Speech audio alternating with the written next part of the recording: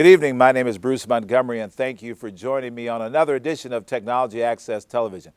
Well, you know, this has been a wild ride here in Chicago. There's been so much happening in the technology space. And, you know, I've been around this game of software and PCs and telecom for so long. Sometimes I feel like I've seen it all before, but in this case, I have seen it before. A friend of mine and I can go way back in the day talking about a great piece of software, and it's time to reinvent what's great and bring it back again. And now in this new environment of laptops and mobiles and iPads and iPhones, some of the greatest software is being transitioned to this whole new environment. And I'm happy to say that some of the best is still around and still making new waves. And some of the best are the best people that are doing good things, new ways, taking advantage of these new platforms. And a guy that me and him can trade some war stories of what we've seen, but hey, guys, we haven't put up our guns yet. We're still out there shooting. And this great new application that he's created, I think you're going to be very excited to hear about. My guest today is Mike Muhney. And Mike, thank you for joining me. Bruce, thank you very much. A pleasure to be here. Well, we can't trade, we can't stop talking about these stories of the good old days when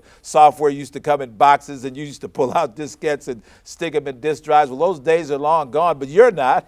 Thank God I'm still around here. That's right, still around to talk about it. That's right. In the mobile industry, specifically iPhone and iPad, have allowed me to kind of come back into my element and be like the kid in the candy store again and do what I'm passionate about to help other people be able to be more productive and successful in their business. Well, you certainly have a legacy and a following because this little software called ACT, ACT exclamation point. Important.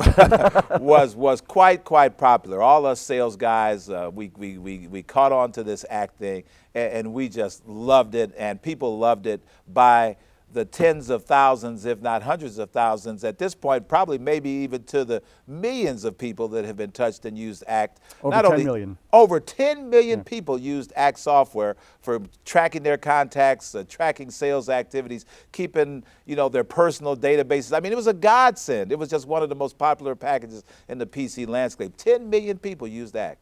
Yeah, and those are people that paid for it, Bruce. I can't tell you how many people probably pirated it, but a lot of people benefited from it because it was meaningful to them and it helped them deal with more people more effectively. And everybody sells, and so the people who are not in the traditional sales stream, so to speak, doctors, lawyers, architects, consultants, who were relationship-centric and who isn't relationship-centric said, I could use that product. Journalists were using it. Teachers were using it. We had one of the earliest users of ACT, believe it or not, was a cow farmer, as funny as that sounds, and he literally kept a cow as a profile. But if you raise cows and sell them, I guess you got to keep track of when it went to the vet and when it had less shots, whatever. But people found meaningfulness and usefulness of it for what they did and could customize it for what they did. Exactly. That was ACT. That was part of the magic of ACT. ACT was one of the few programs that when I was working with small businesses, selling computer systems, doing networks and all that kind of stuff, I said, there are a few apps that you could actually justify why you have a PC. If you didn't do anything else but just did this the right way, it'll pay for itself. It'll pay for itself in keeping you on task and on projects and who you're supposed to get back to in proposals. And so now, here, fast forward these number of years, and so these little devices are coming out, and people are saying, well, what are these good for besides social media and taking pictures and maybe checking your email? Now people are developing this great app revolution, and you decide to be a part of this app revolution with a whole new strategy. Were you kind of actually sitting on the sidelines and looking for something to do, and all of a sudden the light bulb hit and said, wait a minute, here's a chance for part two? There's a little bit of truth to that, in all honesty, Bruce. We had introduced ACT into the market, easy day to remember, April 1st, 1987. In June of 93, we sold the company to Symantec. And so from 93 on, I took it easy. I made some investments, but I pretty much took it easy. I enjoyed life a little bit, but that got boring after a while. You can only play golf so many days, and all my friends were at work, so I had nobody to play with, as funny as that sounds. But I did things. I kept busy, sure. Fast forward, though, I always lamented the loss of ACT because I was a powerful user of it myself. I was a user like everybody else, and I know what it meant to me, and I was on a fast train dealing with a lot of interesting people such as yourself all over the world. That's fun. I was enjoying life. I mean, few people get the benefit of enjoying life. And I was using the product myself that, also co-invented that was helping other people. So there was a great camaraderie between people I would meet. That was fun. How couldn't it not be, right? it's what helped introduce me to the international community. I did more traveling to countries I never would have otherwise gone to because of it. All right, so then fast forward. I abandoned Windows in 2004, which meant I abandoned my baby Act, and I went Apple. The phone came out in 2007. I learned to use iCal and Address Book on it. That was fine for a while, but fast forward to the end of 2009, I began to become a frustrated X-Act user, if you will, with the understanding of the ability to seamlessly integrate so much about my relationships and everything about them, my activities, my history of everything I'd done, to be able to find groups of people to do something with. I missed that. And so as an iPhone user, there was an article in Business Week magazine, cover story of November 2009 issue, entitled Apps. And it was all about this growing economy. And Bruce, I kid you not, by the time I was done reading that article, that cover story article in Business Week, I felt like I had been reborn again. I had an epiphany that there were so many mobile devices. I was one of them. Why hasn't somebody done this in a meaningful way to make more productive use out of this device we now carry with us all the time? I could have only lusted after this capability in the ACT era. Exactly right. Seriously. Right. We had true mobility now. We have true mobility now. Why not take advantage of it? So yeah, that entrepreneurial bug bit me again, and of course I have the credential of ACT, and I thought, I've done this before, I've created a category, doggone it, I'm going to do it again, but in part because I'm a user myself and I want something better than what's available on the market. So nobody's done it, here's my chance, and here I am. And it's such a compelling story to have been there at the beginning of the whole PC revolution, be part of such something that people, if you tried to take ACT away from people, people would fight you. Wait a minute, this is my, people walked out of companies and said, hey, I don't mind leaving because everything's in here. I've got my ACT database and I could go across the street and be just as productive. And so now, I was talking to a guy when we were at the conference this morning, and he was saying, it's so amazing that employees are coming in. It used to be people wanted to go to work so they could get a computer and be requisitioned one. Now employees are walking in talking about, hey, I don't need that BlackBerry. I got my iPhone, I got my iPad. People are bringing their own device, and companies better support what people know how to effectively use because they're already being productive on it. Yet, we're just now getting to the point where new solutions like VIP Orbit are starting to come to the table, and they have a suite of capabilities that we've really not seen before on mobile devices. Tell us about VIP Orbit. Well, thank you. So the name of the product is VIP Orbit, one word, and take notice to the VIP. If you treat people like a VIP with that level of quality and service, imagine the type of reciprocity you may get from them as far as your own livelihood. So treat people with VIP care and attention and become more successful. Orbit is really a concept that's still unique, but it's something that I saw long before Google came out with Google Circles. Google Circles is nothing but like laying all of my business cards on a flat tabletop and putting a rope around it. Okay, that's a circle, great, but there's no depth to it. What I wanted was depth, Bruce, and so an orbit is a person's sphere of resource, power, and influence. That's the definition of it, not my definition, it's the dictionary definition. All right. Who doesn't want that, and who isn't relationship-centric? So with an orbit and the depth of knowledge I accumulate over time in dealing with people, I'm able to categorize people in various orbits, and you can be in multiple orbits. So you're in I have an orbit of Chicago, everybody I know in Chicago. You're a strategic alliance, you're in the media, you're in 3 orbits right there. But I could put you in unlimited orbits. I have a home orbit. Why? Well, I've got my home insurance agent and the roofer and the plumber, electrician. What if my wife calls and says the water line broke, you need to call the plumber? I've got an orbit of hotels I stay at. I mean, an orbit can be anything you want it to be, and I can put people in any unlimited orbits, right? Part of the value of an orbit is I can now treat everybody in that orbit as if they were one. In other words, let's say I have 73 people that I know in Chicago, which is what I have. Well, here I'm coming to Chicago. I could send an email to everybody saying, hey, I'm coming to Chicago, would love to, meet up with you, whatever, but you each get it as if you're the only one that got that email from me, yet all 73 people got it, and in all 73 people's profile, it recorded automatically that I sent them that email. I can send text to everybody, but you think you're the only one that got the text.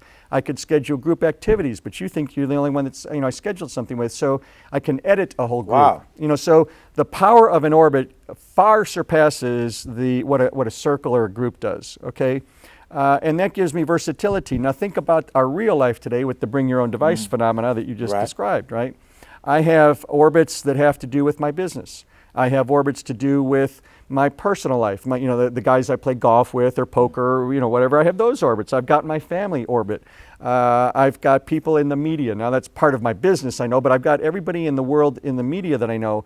If I travel to Europe, I've got a Europe orbit. And where the depth comes in is you're able to build on that foundation. Right. You can say, so-and-so introduced me to somebody. This is why he's important. Here's how we've communicated. And so like with ACT, the more you used it, the more value it became to you, because you could go back and see conversations you had with people 3 and 4 years ago and go back and it really helps strengthen your memory. But I think what I hear you say, and what's so phenomenal about the way you treat this, is you say, look, I use this too. And it's all about the importance of authentic relationships. Where are you going to go in business if you really don't have authentic and trustworthy relationships? And when you build that trust on the basis of good information, where you know somebody from, why he's important, what service he provides, how you've interacted over the last few weeks or on a project team, all of a sudden that creates a tighter bond. And now that's the real fabric of your business connections. That's the real fabric of your personal growth. That's the fabric of your accomplishments. And so this is, you and I have talked about this, but this software is maybe bursting into a new category because people are concerned not just about business, but life. And so it's not about who's in my database at work, who's in my Rolodex of life. Who do I need when I need somebody that I'm 2 steps away from that person? And what you're doing is, LinkedIn doesn't do this, Facebook doesn't do this. Only you can put the information in and create the orbits that mean something to you and color code them or tag them or put pictures in there, whatever else you want to do. And it's so easy to do. How did you, I guess you started first with the iPhone version and then later you came out with the iPad version. Right. When I made this decision, November 2009, Apple had just announced that they were going to come out with this thing called the iPad. Okay. And so, but it was going to be a while, so we developed for the iPhone first, and the version 1 of the iPhone version of VIPOrbit came out February 2011. Then the iPad came out later. We developed it, and it came on the market this past February 2012, as did version 2 of the iPhone version. Okay. So it was kind of a sequential given Apple's own product development, if you will. And of course, so many people with an iPhone also have an iPad, or many people have just one or the other, but there are a lot of people that have both, and I'm one of them. So, I want that kind of versatility. Bruce, one of the things I've always believed, this is not unique to VIPOrbit, this is also the soul, if you will, the passion, the vision, the determination that went into the design of ACT. ACT was co-invented. I had a partner and myself, right? We were both career sales guys. I started my career with IBM in the mainframe era. But we always believed, number one, that everybody sells. I believe I mentioned that. Everybody sells. Why? Partly because we all have competition, and therefore the customer has choices. I don't care if I'm an accountant, I better give you value, or you have other accountants you could go get business with, other doctors, other architects, other engineers. It doesn't matter. We all sell, okay? That's number one. Number two, meaningful business comes from meaningful relationships. What are you doing to develop more meaningful relationships? Reid Hoffman, the founder of LinkedIn, I saw a video of his, I don't know, maybe 6-7 months ago, and in the video he made this comment: everybody is their own business today. What are you doing to manage your business? Okay, that's a good question. Well, with a mobile device, it is the computer in many ways for me. It's with me 24/7. The phone is, the iPad less so, but with me all the time because it's so easy to carry. And I am managing my world of relationships from which I derive my livelihood, and I extend it into a greater, more powerful network. Who doesn't want to do that? So you have a choice to make, because using this kind of product does require a commitment.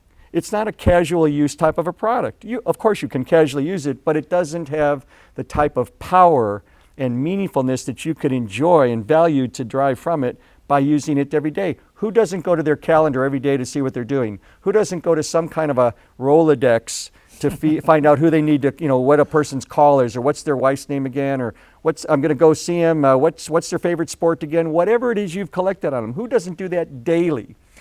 I'm just saying, look, you've got a device. I give you a means by which you can create more powerful digital files of everybody more widely than ever before and have on-demand, instant recall, photographic memory, and executive assistant. I don't have an executive assistant. I don't need one.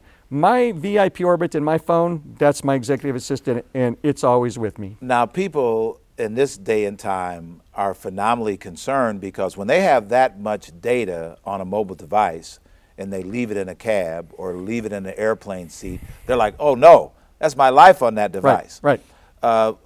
Then here comes this whole conversation around the cloud. So then how do you deal with the fact that, you do have all this information on this device? Mm-hmm. What are you doing to protect people so that they have some mechanism to say, I don't just want it on the device, I want it backed up. Mm-hmm. I want it somewhere as a security blanket because I can always get another phone. But have you seen people in stores going ballistic talking about, wait a minute, you're talking about swipe, you're erasing my phone. I don't care about the damn phone. I want the contacts. Right. You can't transfer my contacts. Right. I mean, that's a real problem. Where are you headed in this environment where you got an iPad, you got a desktop, but I want the stuff everywhere, and if something happens, I want it right back. Okay, good questions and good points. So what we've done now that we've fairly recently come out with the iPad version, we knew at that time when we were developing it that we would need to now have syncing between the original iPhone users and those that now had an iPad as well. So they now had a VIP Orbit on their phone, the phone version, they had VIP Orbit iPad version. We have a product coming out in about 3 weeks called VIP Sync. All right, you heard it here first. Yeah, VIP Sync. And what that's going to enable the dual device iPhone, iPad user is have VIP Orbit on both devices and get the best of both. Okay. I like using the iPad when I can. Why not? It's, That's I've right. got the keyboard and it's a bigger screen, et cetera. And it's more graphical. And we've designed it to be more graphical. But regardless of which device I put the data in, it real-time syncs to the other device. So now what that gives me is device independence. Okay.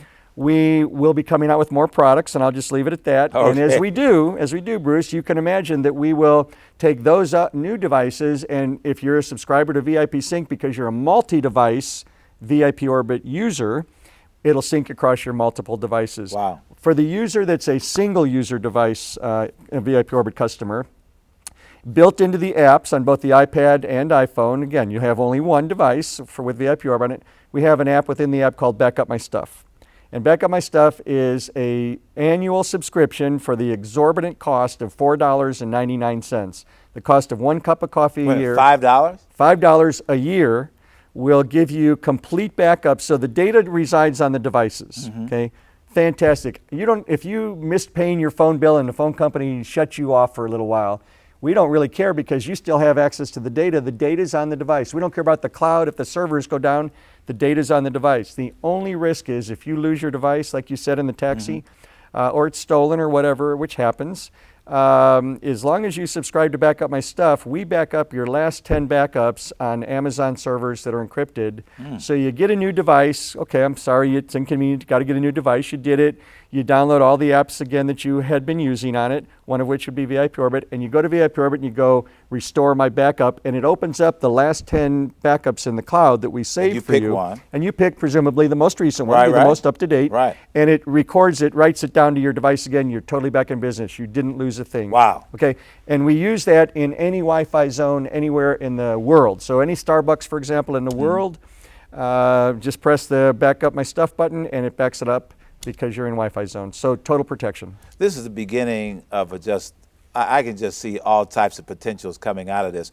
But the other thing that's so amazing is that if a person has an iPhone or an iPad and they decide they just want to check this out, they can go to the App Store and download it for what? Free? Well, there is a free version for both, Okay. but it's the full version, but it imports only the first 100 names in your address book. It's kind of a try before you buy. Okay. But then if you decide to buy it, the iPhone version, again, I know these are exaggerated prices, $9.99 one-time cost for the iPhone version, $14.99 one-time cost for the iPad. $15 for the iPad version. And how many records can that hold? Is there a cap on how many contacts you could have? You know, Facebook caps you out as so many people. A lot of these things cap you out. How many people can you have in your orbits as a result of spending this crazy money like 10 or 15 bucks? No, good question. And I'll tell you my own case. So again, I'm a user. I have 1,041 contacts in my database in 59 orbits. I would have never imagined I'd have 59 orbits when I first got to use it myself, right?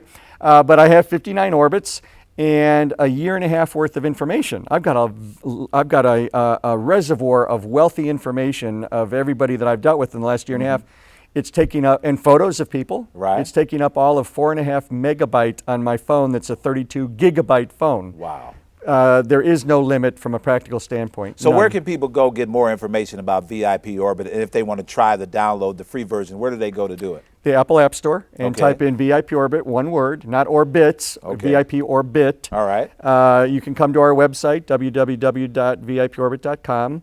If you want to know a little bit more about my background, you can go to MikeMuhney.com because I also do public speaking Okay. and talk about the topic of relationships, especially against the social media world we live in today, Bruce, because it risks us becoming imbalanced in how we view relationships and what we constitute as a meaningful, real one, right? I like to say that social media ought to be called social me. It's all about me. How many friends do I have? How many followers do I have? But you don't have real relationships with most of those people, whereas relationship management products are about you and it's private information. So public and open to everybody, including my competition, but on the relationship level, it's private and about you, not me.